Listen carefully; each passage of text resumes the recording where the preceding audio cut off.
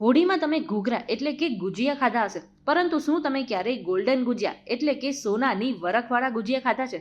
હવે આજે હોળી છે, રંગો અને મીઠાઈઓનો તહેવાર માનવામાં આવે છે. અને હોળીમાં ખાસ કરીને સૌથી વધુ પ્રખ્યાત મીઠાઈ એટલે કે ઘૂઘરા, જેને આપણે ગુજિયા પણ કહીએ છીએ. પણ શું તમે ક્યારે એવા ગુજિયા ખાધા છે જેના એક ટુકડાની કિંમત 150 રૂપિયા હોય?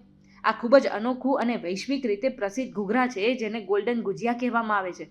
હોળીના પર્વ પર ઘૂઘરા ખાવાની આ પરંપરા વર્ષોથી ચાલતી આવે છે અને હોળી નિમિત્તે મહિલાઓ અવનવા ઘૂઘરા પણ બનાવતી હોય છે.